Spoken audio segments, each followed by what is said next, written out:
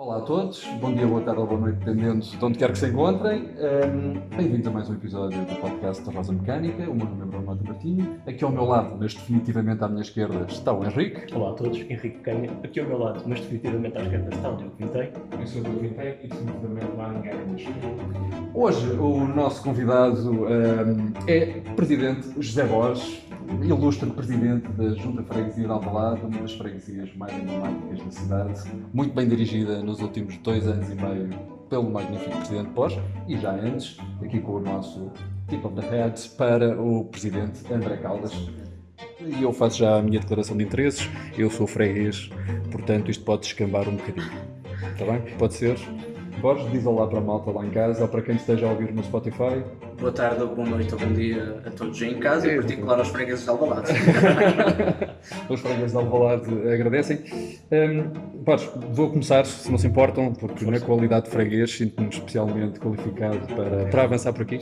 És presidente de uma das juntas de freguesia mais emblemáticas da cidade, mas, para quem não saiba, só para enquadrares o nosso público que não seja de Lisboa, que é muito expressivo, na verdade, só para terem uma noção do que é que representa Alvalade. Alvalade é uma freguesia mesmo no coração da cidade, mas que no coração é uma área e uma região que as pessoas conhecem, Alvalade, mas não sei por causa do estádio, o que é um bocadinho enganador, porque o estádio fica Exatamente, e fazer essa correção para Pedro Lopes não ficar chateado comigo. Fica na freguesia do Lumiar, mas pronto, não há problema, mas é bastante próximo, portanto a palavra e o nome Alvalade e a zona Alvalade é conhecida, mas não era uma freguesia única no passado. E isto é importante para a questão política, se segue, certo? Explica-nos um bocadinho o que é Alvalade e quantos habitantes tem Alvalade. Esse histórico é importante para percebermos depois o que é que vamos falar, é verdade. Em primeiro lugar, damos os parabéns pelo projeto e desejar-vos muito sucesso e agradecer também o convite, que me honra naturalmente. A freguesia de Alvalade, tal como nós já conhecemos hoje em dia, é fruto da reforma administrativa de 2013 e ela junta as antigas juntas do Campo Grande, São João de Brito e Alvalade.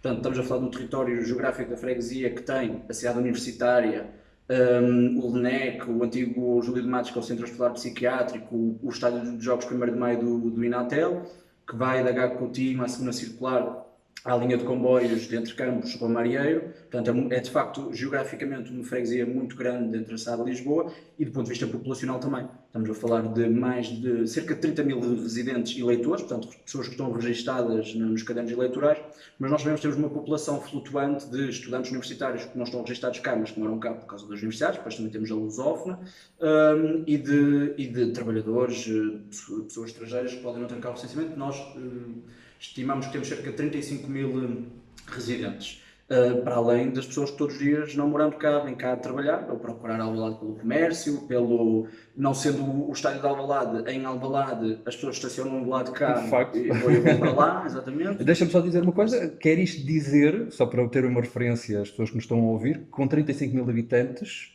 é maior ou tem mais habitantes do que 2/3 dos municípios portugueses. Exato, e eu acho que isso ainda é mais importante por uma questão simples, que é, em Lisboa, quando se olha para uma junta de freguesia, tem que ser percebidas numa dimensão autárquica municipal, porque eu também não se entende no território junta de freguesia se não se perceber a dinâmica da freguesia instituição, não é?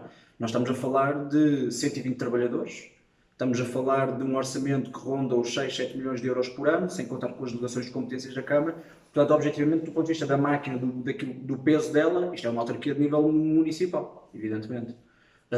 E isso também significa que, por causa da reforma, eu ia dizer da reforma agrária, por causa da entrevista que no outro dia, mas da reforma administrativa, que nós conseguimos ter autonomia para fazer coisas que antigamente as juntas não faziam, seja do ponto de vista cultural, do ponto de vista do apoio ao comércio, do ponto de vista social.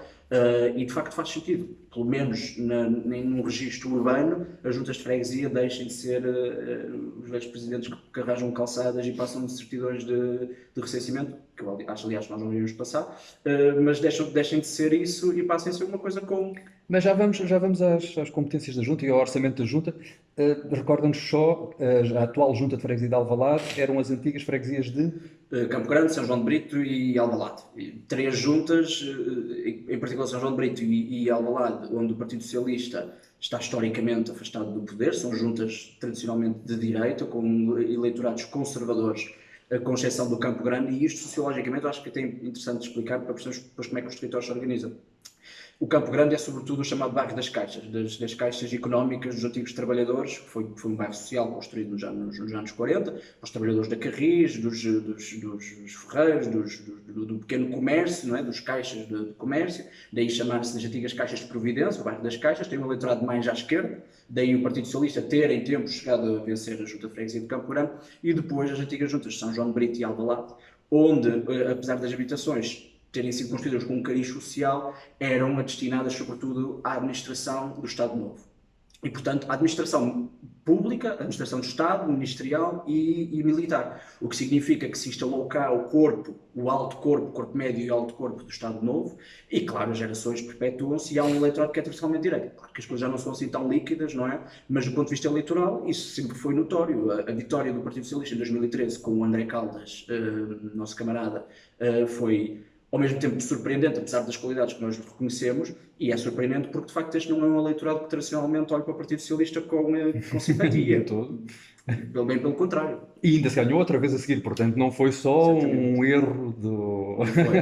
Claro que nós aqui contamos com um conjunto de fatores muito grandes.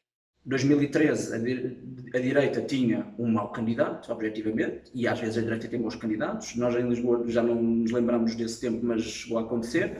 Em 2017, a direita ia separadíssima, portanto, Cristas de um lado, Teresa Leal Coelho do outro, e portanto, com a direita separada, o Partido Socialista tem hipóteses de ganhar. Claro que nós tínhamos um bom candidato à Junta de Freguesia e, naturalmente, à Câmara, tanto em 2013 como em 2017. Portanto, conseguiu-se criar aqui perspectivas que foram favoráveis ao Partido Socialista.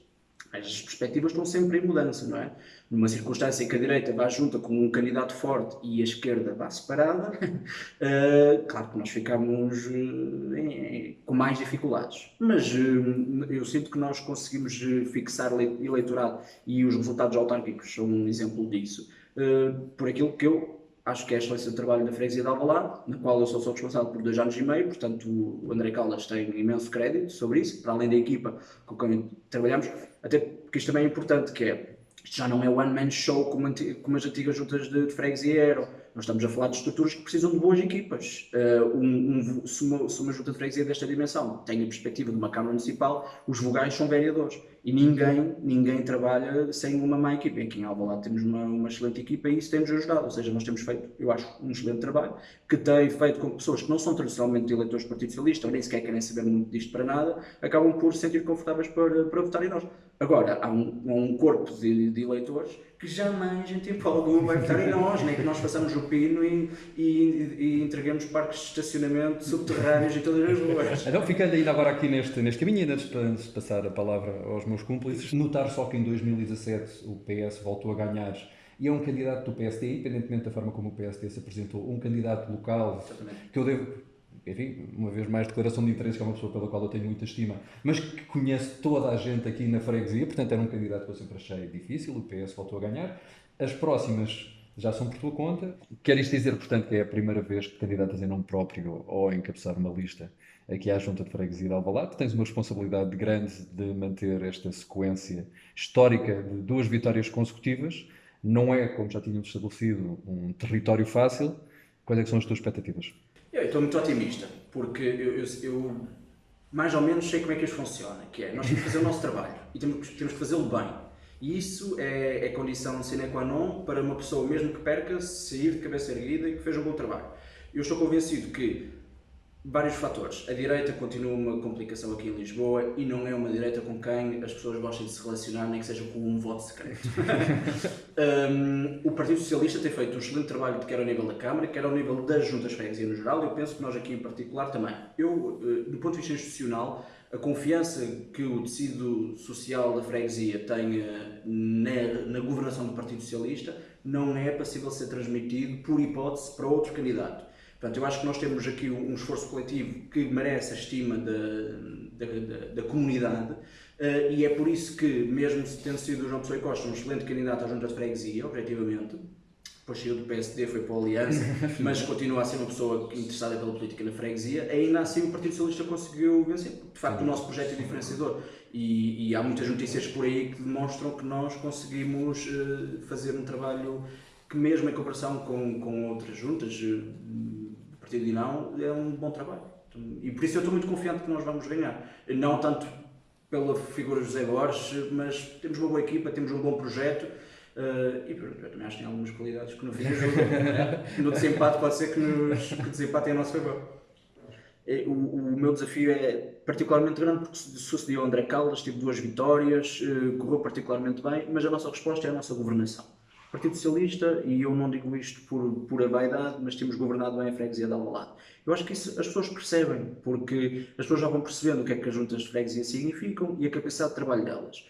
E o território de Alvalade é um território que está consolidado do ponto de vista do espaço público, do ponto de vista da higiene urbana, do ponto de vista cultural, do ponto de vista ambiental. E, portanto, se as pessoas percebem isso, a minha primeira preocupação é achar que as pessoas vão contribuir com o seu voto para o sucesso desta governação. E, portanto, se eu achasse que estávamos a governar mal, estava com medo.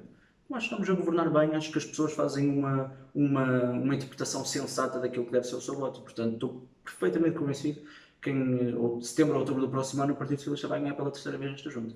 Embora Alvalade, pela sua dimensão, seja como uma pequena cidade, não sendo isto uma aldeia, és reconhecido na rua por alguns dos fregueses que vão atrás de ti. Sim.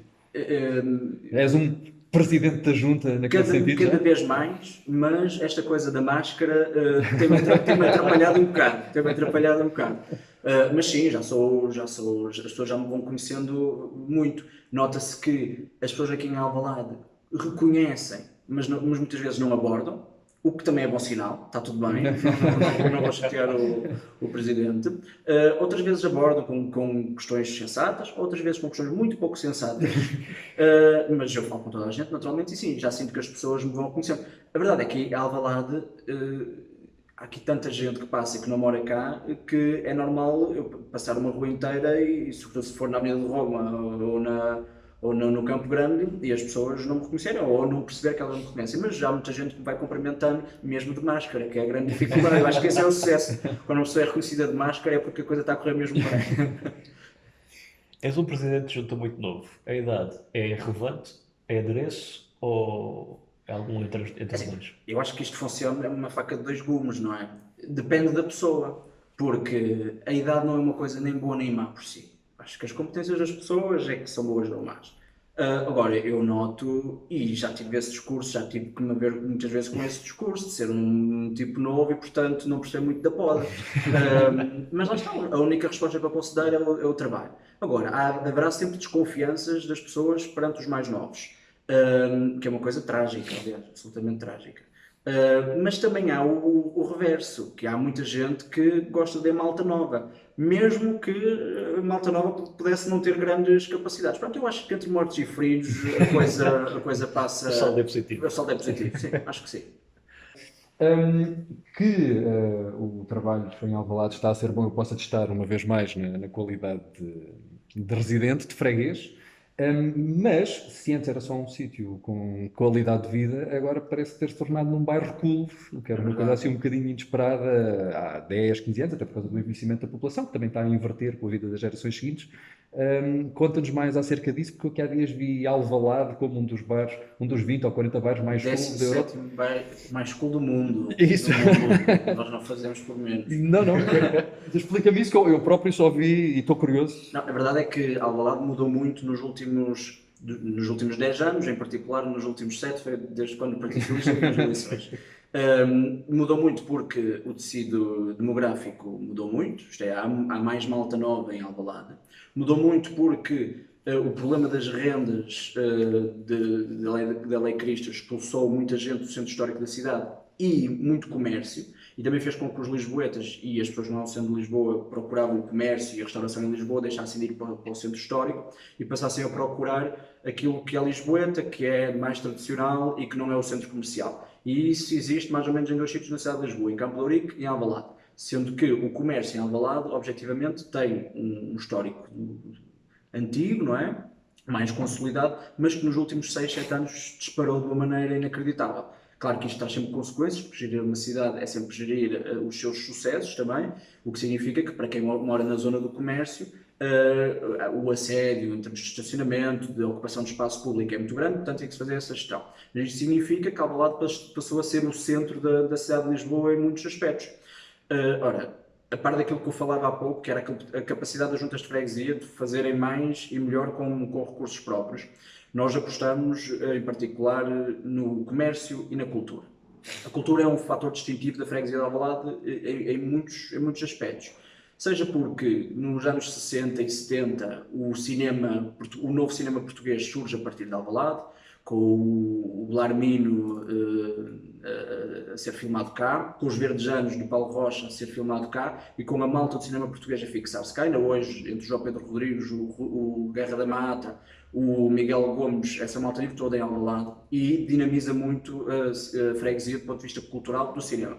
Mas também do ponto de vista literário, onde Vocês são a capital da nós leitura. assumimos como a capital da leitura, onde viveram escritores como Aquilino Ribeiro, José Cardoso Pires, José Gomes Ferreira, Alves Redol, Virgílio Ferreira e mais recentemente o Gonçalo M. Tavares, a Lídia Jorge, o Eduardo Pita, entre outros. E portanto nós o que fizemos foi, temos isto aqui, temos este histórico, a questão do pop rock português com os censurados e João Ribas, não é? Nós temos este tecido com este histórico todo, isto não é só passado, isto também é presente, portanto há que pegar nisto e dinamizar a freguesia. Quando a Time Out sai a famosa lista dos bairros mais cools do mundo, e as coisas valem o que valem, mas não deixam de ser simbólicas e muito significativas. Eles referem que entre os motivos que levou a esta distinção está o papel, eles dizem, da autarquia local, nomeadamente o Alvalade Capital da Leitura, a dinamização do comércio e os ateliês de artistas, porque nós no mercado de Alvalade transformamos as zonas de arrumos em ateliês artísticos, que trabalhamos com uma associação que é a Plarte, malta que ficou numa situação de maior desamparo agora com o Covid, e portanto temos artistas a trabalhar no nosso mercado. Portanto, é indissociável que o sucesso de uma freguesia, do ponto de vista da maneira como ela se relaciona com o território, o sucesso do comércio, a qualidade de vida que as pessoas sentem, quer morando, quer encontrando em Alvalade, não morando cá, mas temos muita gente que vem a Alvalade e não mora cá, porque sente que essa qualidade de vida é indissociável daquilo que eu acho que é um bom trabalho da Junta de Freguesia. O prejuízo de uma terra que entra em decadência também é indissociável da capacidade do poder político de não dinamizar a terra. E nós aqui em Alvalade o que fizemos foi buscar esta força viva que brota do chão, não é? E organizá-la para tornar o bairro aquilo que é hoje. E de facto o Alvalade é um bairro extraordinário. E eu não digo isto com aquela sobranceria de quem acha que qualquer bairro no mundo podia ser extraordinário. Há bairros que têm dificuldades sociais, bairros sociais, pessoas com carências económicas, financeiras, onde não é expectável serem um dos bairros mais cool do mundo, nem todos os bairros podem ser. E isso não significa que o Partido Socialista não faça um bom trabalho. Significa que o Partido Socialista ou qualquer outro partido, significa que o faz a outro nível. E que antes de virem ser um dos bairros mais cools, tem que se resolver problemas sociais graves. Aqui em Alvalade também os temos, necessariamente, mas objetivamente temos menos do que noutros bairros, mas eu acho que, enfim, é tudo isso somado e é um território muito feliz de administrar. No início deste ano, um grupo de estudantes fez uma vigília aqui na cidade universitária acerca da morte do Pedro Fonseca, de 24 anos, um jovem que foi morto na cidade universitária, e muitos jovens, muitos estudantes queixam-se de problemas de violência, de criminalidade na cidade universitária, em particular à noite. A pergunta que eu tenho para ti é: o que é que a Junta e as autoridades têm feito para combater este flagelo? De facto, há um problema de segurança na cidade universitária, que é um problema antigo. O facto de ser um problema antigo não justifica que ele permaneça, não é? Eu acho que o problema, apesar de tudo, começou a ser resolvido quando se fez a recuperação total do Jardim do Campo Grande, que era um foco de insegurança, e isso auxiliou muito à diminuição da criminalidade, que funciona por fluxos. Objetivamente, a situação de Covid, que deixou algumas pessoas no desemprego ou em algum desamparo económico, criou uma nova vaga não é uma vaga, objetivamente, há algum aumento de criminalidade, e houve uma situação de grande infelicidade, que foi a morte do Pedro, no início do ano, e a resposta das instituições é importante. Há aqui um problema de organização institucional. Tem que ver com a cidade universitária. A cidade universitária é triplamente gerida. O grosso da cidade universitária é gerido pela reitoria, as vias de comunicação pela Câmara de Lisboa e o relevado da Alameda pela Junta de Freguesia. Esta organização tripartida não ajuda a ninguém. A Junta de Freguesia já se disponibilizou a fazer a gestão completa do espaço. porque há objetivamente problemas na iluminação pública, nos espaços entre as faculdades, nas zonas de estacionamento, e há um problema de organização geral daquele território. E é importante que as três instituições se juntem à mesa para definir uma estratégia. Nós, do nosso ponto de vista, Junta de Freguesia, o que fizemos, ou o que temos vindo a fazer, em parte o reforço junto da 18ª Esquadra da Polícia de Segurança Pública, dos meios de policiamento de proximidade que incluem a cidade universitária. Nós fizemos uma cedência de uma viatura no mandato anterior, este mandato, aliás, foi no mês passado, cedemos duas motas que são para o policiamento de proximidade e que têm um foco particular no território da cidade universitária. Agora, eu penso que o problema da cidade universitária, tendo em conta o tipo de utilização que tem, como utilização que durante o dia, sobretudo no inverno, pode prolongar-se até um bocado dentro da noite e que será sempre um sítio relativamente inóspito porque não há residência, tem que ser resolvido com uma ferramenta que eu tradicionalmente recuso, que é a videovigilância. Mas que aquele território, objetivamente, estou convencido, precisa. Aliás, eu tenho falado com a Associação Académica, com as associações estudantis, que a maior parte defende também essa solução. Não é uma solução que nós devamos defender a priori, mas que, tendo em conta o território, deve ser feito. Penso que esse pedido está pendurado no Ministério da Administração Interna já há algum tempo, mas claro, a questão política tem que resolver a questão de segurança. E depois há outro problema, que é, há um comércio de oportunidade em torno da cidade universitária que promove o ajuntamento indesejado de algumas pessoas com venda de álcool muito barata. E isso faz com que muitas das pessoas que vêm procurar o espaço da cidade universitária, sobretudo os bares junto ao Jardim do Campo Grande, não são pessoas que estudem ou que morem na freguesia, mas que encontram aqui um sítio relativamente esconso onde podem beber a preços muito baixos. E isso em qualquer país do mundo, em qualquer cidade do mundo, promove conflito.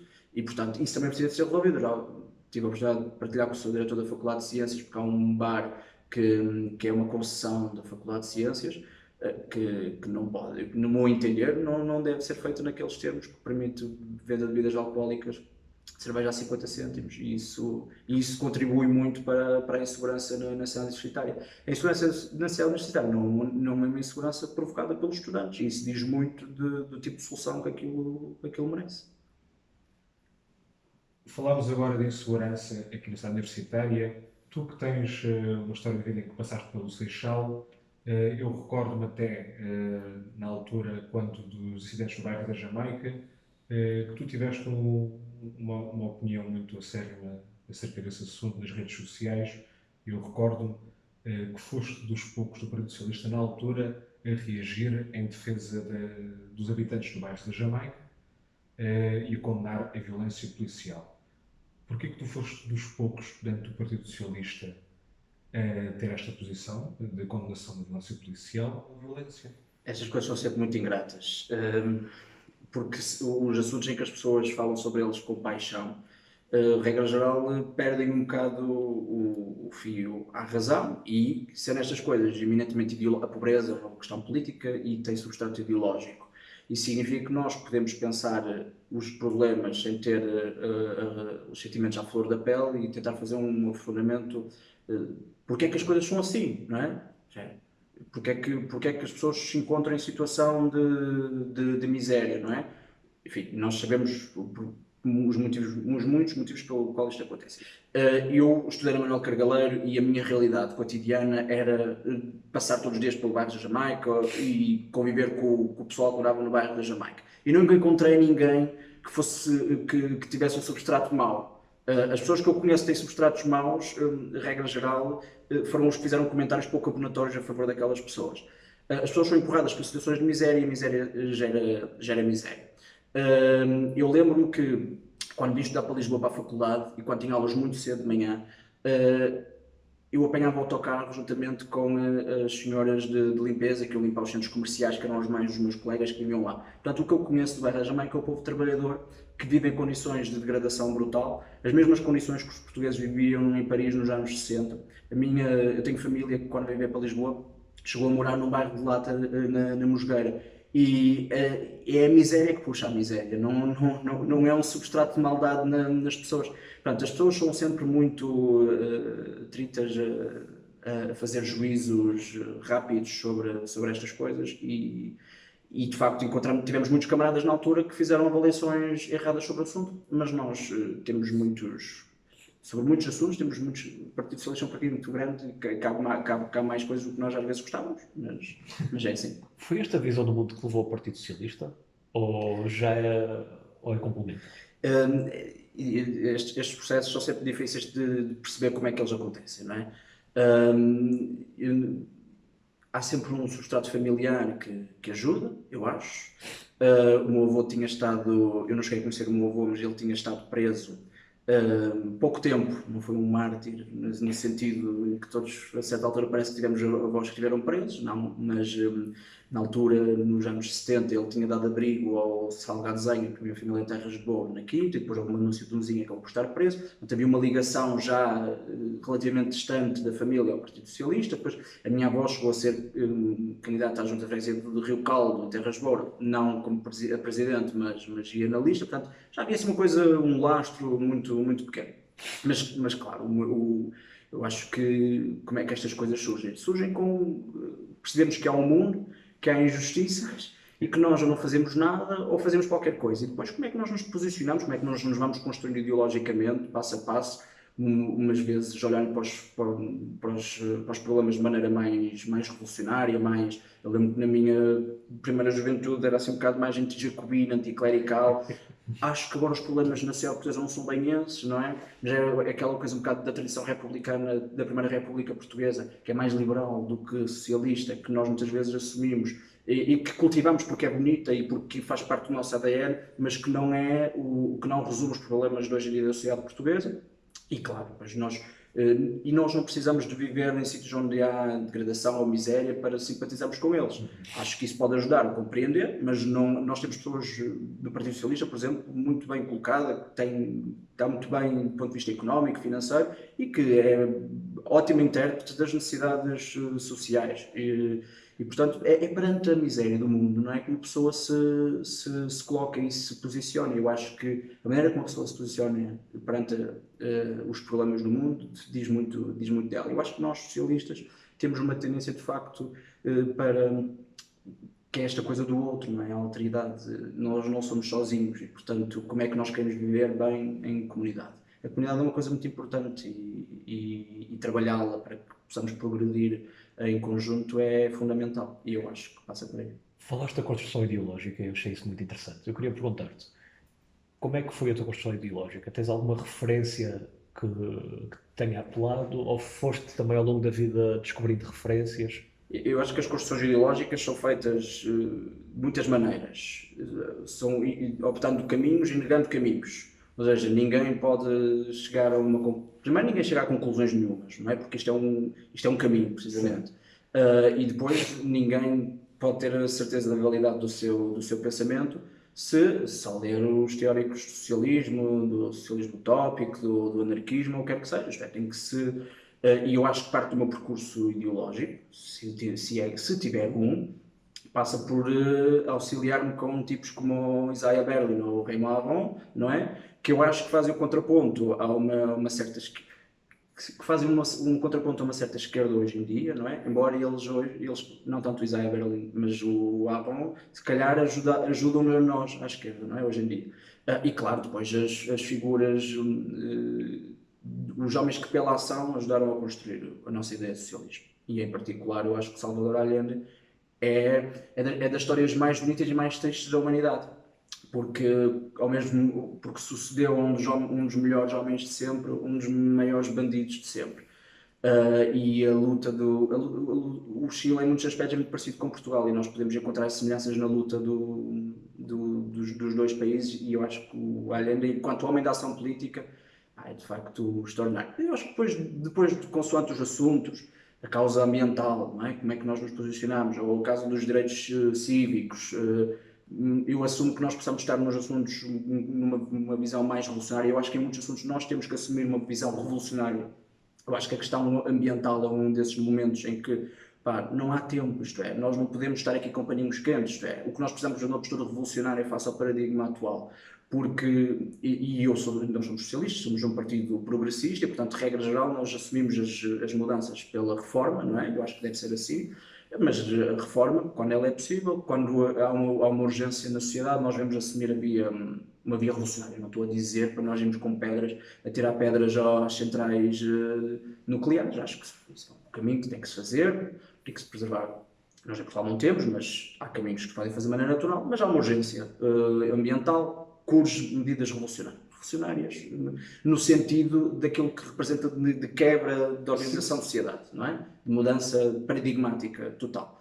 Bem, há outros assuntos, como a construção igualitária entre géneros, das minorias, que se pode fazer caminhos que também são imperativos para a felicidade das pessoas, enfim, muitos assuntos. E depois os seus teóricos, que nos vão auxiliando a pensar melhor de um lado ou do outro.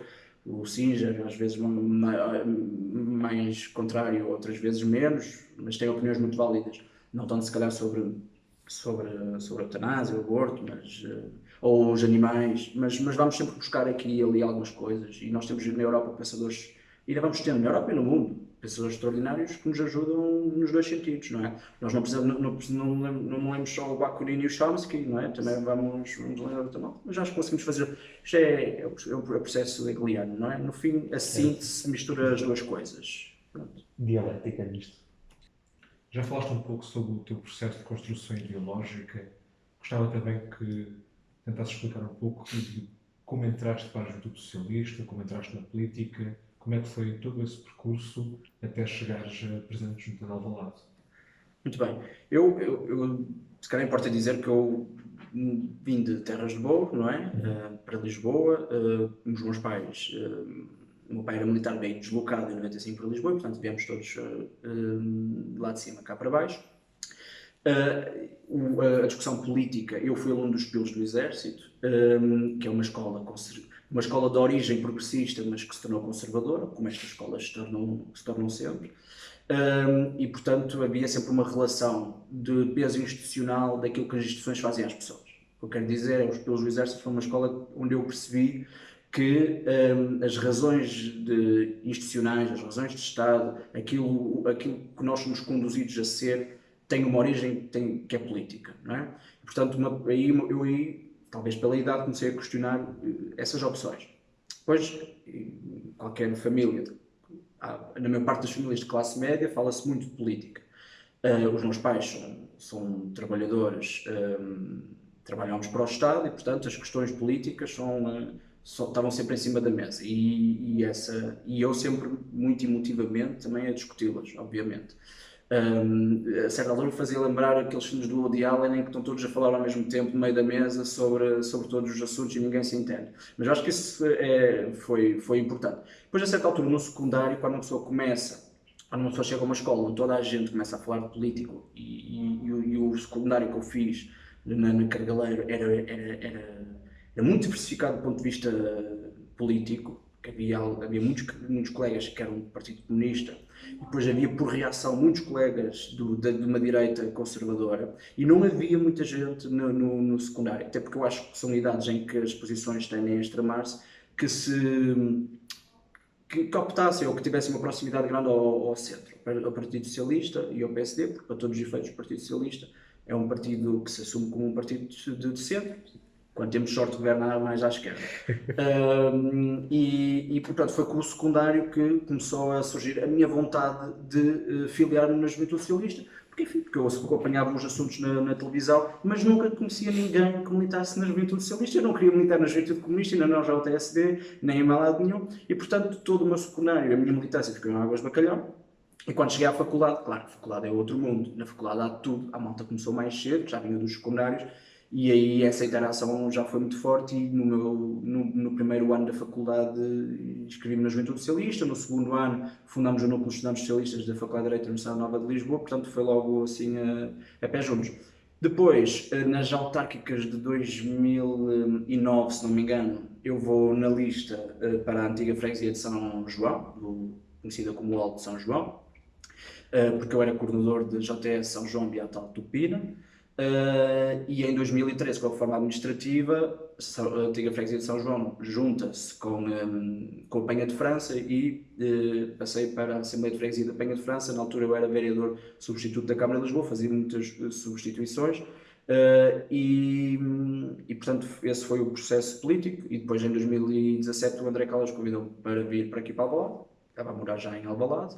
Portanto, fazia algum sentido. O meu percurso na JS, eu de coordenador de núcleo, enfim, fiz o percurso com o Diogo Leão, com a Maria Begonha, aqui em Lisboa, já cá estavam quando eu entrei, e depois do Diogo Leão, enfim, achei que tinha alguma legitimidade para poder tentar a minha sorte, e a estrutura deu-me esse voto de confiança.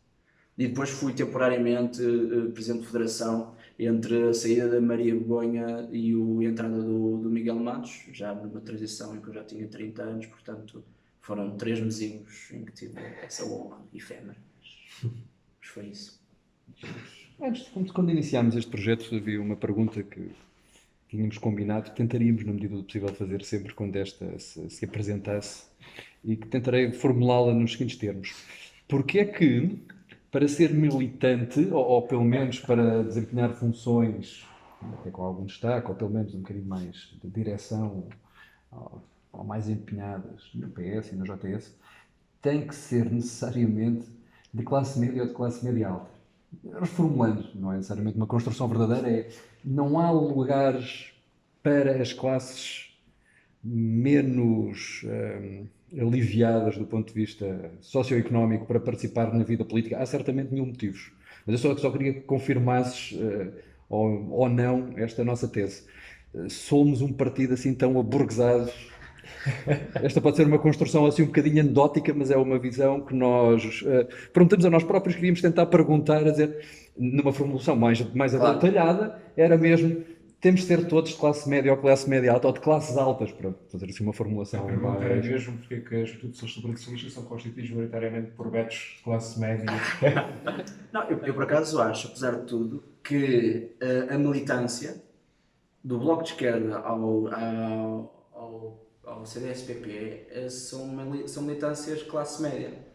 Eu não acho que o Bloco de Esquerda tenha militâncias de Não base. temos de todos. Não acho que o PCP tenha... O PCP, porventura, poderá ter alguma Pelo menos militância. mais operariado Exatamente. por outros motivos. Mas mas como já não há operariado em Portugal, as novas gerações militantes do PCP já não são... Não, de todo. Já não- Sim, já claro. não- Nós só estávamos a atirar a pedra ao nosso partido para poupar os outros. Claro, Acho que atirem as suas próprias pedras. Não, mas se tiverem a minha disponibilidade. resposta assim...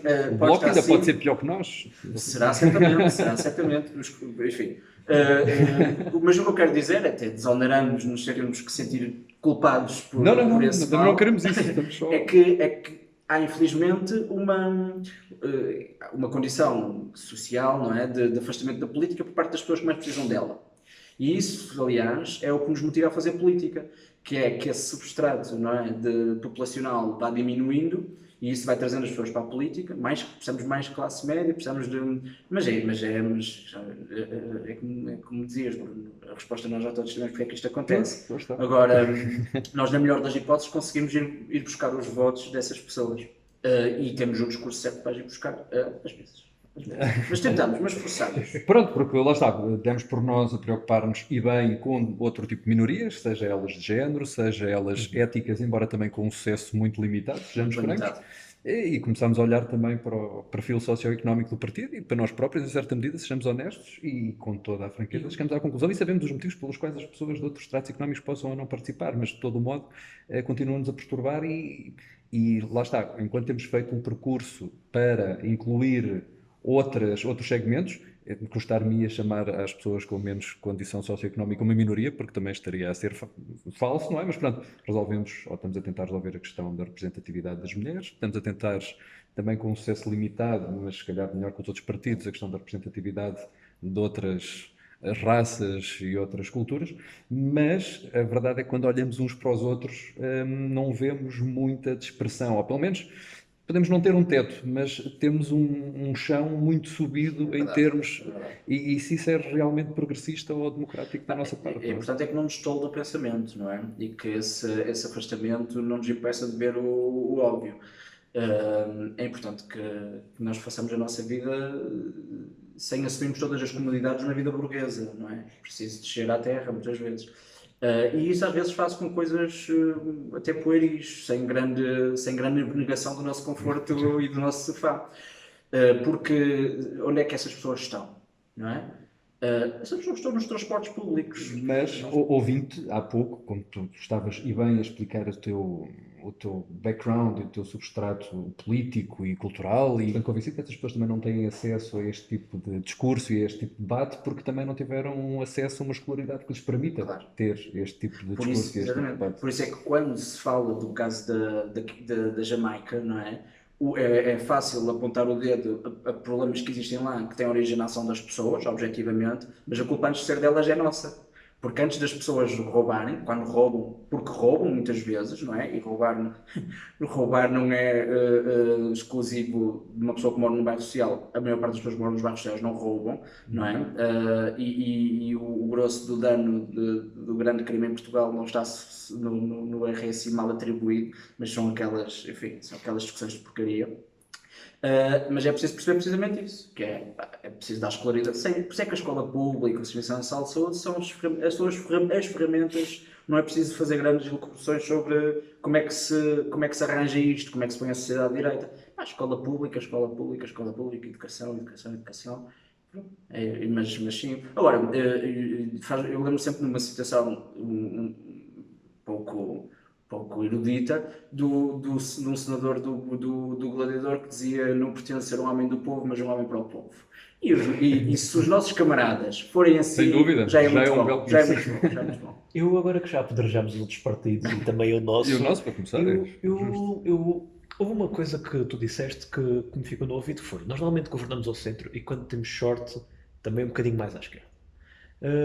Agora com o Covid e tudo mais, tu vias com bons olhos uma geringonça 2.0?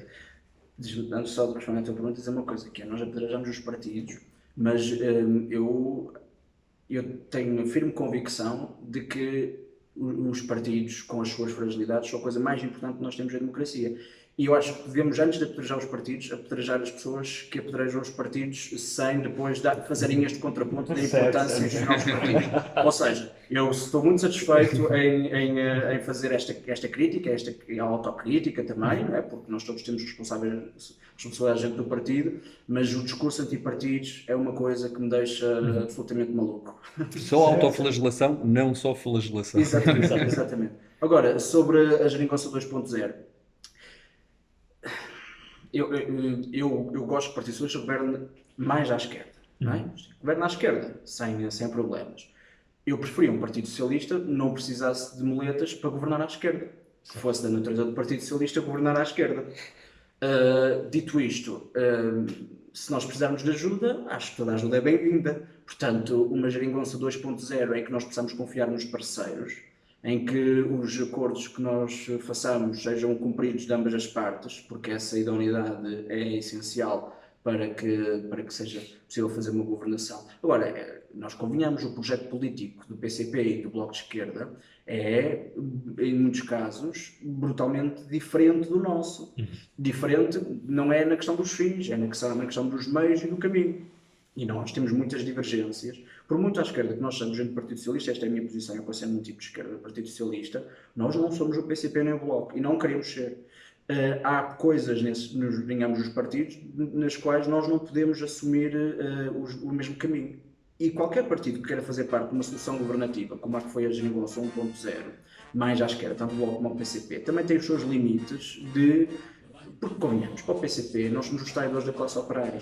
E como é que um partido que assume isto vai depois dizer junto do seu eleitorado que viabiliza sistematicamente os governos do Partido Socialista? Claro que é uma maneira que eles têm de introduzir alterações mais substanciais às políticas que defendem. Mas não é a promoção nem a prática das medidas que defendem. Portanto, uma solução de geringonça é sempre uma solução simpática, com a qual nós devemos simpatizar. Eu pessoalmente simpatizo. Eu trabalhei com o Pedro como adjunto dele entre 2016 e 2018, antes de entrar para a junta, portanto conheci bem o processo por dentro. É um processo com o qual eu simpatizo bastante, mas é um processo que tem os seus limites. E portanto, sim, acho que há sempre que o Partido Socialista precisar de uma maioria, deve procurar à esquerda. Isso é certo. Mas eu também acho que em questões institucionais, porque o Partido Socialista é um partido institucionalista, o PSD tem posições de grande sensatez, que nós não devemos recusar a priori. Quando se fala do grande centrão, que tem problemas naturalmente, nós estamos a falar de dois partidos que foram essenciais na construção da democracia em Portugal. E portanto, nós não devemos olhar à esquerda, recusando o que está à direita, sobretudo quando tivermos um PSD que seja um partido de centro, um partido com preocupações sociais, como já foi em tempo. Porque o institucionalismo do PSD é um institucionalismo útil à democracia. E, portanto, o Partido Socialista nunca poderá estar de volta. O Partido Socialista é o grande partido da democracia portuguesa. Isso significa que é capaz de fazer estas pontes, não é? O Partido Socialista, na verdade, é a ponte entre o que está em ambas as margens. E, portanto, eu gosto da geringonça, gosto que o Partido Socialista se sinta confortável para falar à direita, e eu não estou a dizer isto porque sei que tenho uma letrada de direita em Alvalade, e portanto a buscar o olho. Nada disso, eu quero que o Partido Socialista governe à esquerda, mas o institucionalismo do PSD deve deixar-nos confortável. A mim deixa-me muito confortável. Nem capitão na ditadura.